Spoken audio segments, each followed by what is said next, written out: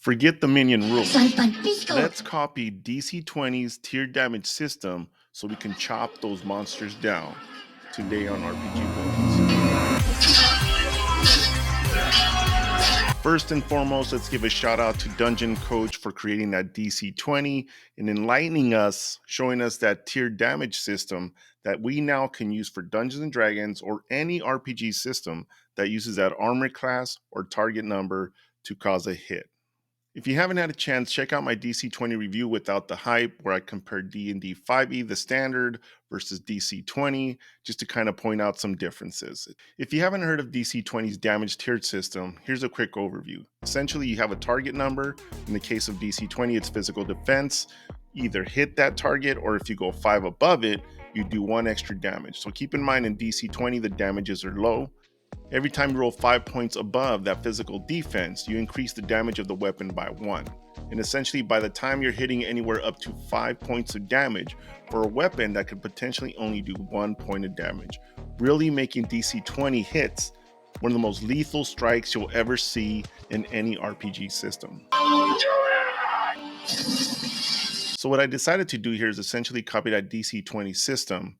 Essentially what we do is we look at that average damage of either spell or any weapon that we have in Dungeons and Dragons. Then that's going to be our first tier of damage. Anytime you beat that AC by 5, you increase the damage of that attack by the average. So we're looking at here is a chart where we're looking at whether your roll is on the spot of AC or over AC from 0 to 4, 5 to 9, 10 to 14, and 15 to 19. Now, every time you go 5 above, you initially cause that average damage. Then if you go from 5 to 9, you do the max damage die. If you go 10 to 14 above that AC, you do your max damage plus the average damage. And if you go from 15 to 19, it's max plus max. Now this can continue on higher. If you happen to have the buffs, you can really have really high damage for a single strike or any attack. And on top of that, natural 20s do double the damage. So you're going to take into account where that level of success was on that tier, and then if it's a natural 20 on top of that, you double your damage. Now I'm showing you the chart here. If you have a phone, take a screenshot of it. If you're working on your PC, basically go to your snipping tool, crop this out, and now you have the chart for yourself.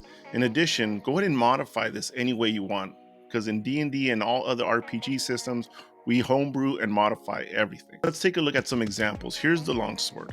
Again, just thinking about that roll over the AC. From 0 to 4, you can do the average weapon damage. In this case, I'm showing that you have a strength of maybe 16 or 17. So that's a +3 to the damage with strength. So the average damage for that longsword is going to be 5. From 0 to 4, your weapon's going to cause 8 points of damage. 5 to 9, 11. 10 to 14, 15. 15 to 19, 19 damage. And if you roll natural 20, now depending on what tier you were able to hit with that natural 20 after adding that attack bonus, you're going to double that damage. And below is just an examples of that: 16, 22, 30, and 36. Here we're looking at magic missile. Same concept. Look at the different tiered damages, and you can see, again, natural 20, 8, 10, 18, and 20. That's right, up to 20 points of damage from a single magic missile. Now maybe you're thinking right now this is way overpowered, but there's a couple of things we should consider. Now if we're looking at a zombie stat, the armor class is 8. It's going to be really easy to wipe those zombies out. This is no different than those minion rolls when they tell you to give them 1 hit point, but now you can easily, with the long sword, do sufficient damage to knock that monster out with 1 hit without having to make these 1 hit point minions. But now let's consider the Roper. It has an armor class of 20, 93 hit points. Now because it has that armor class of 20, it's going to be very difficult for you to do that very high damage unless you happen to be a very high level character. And in that case, that Roper should not be a big deal anyways.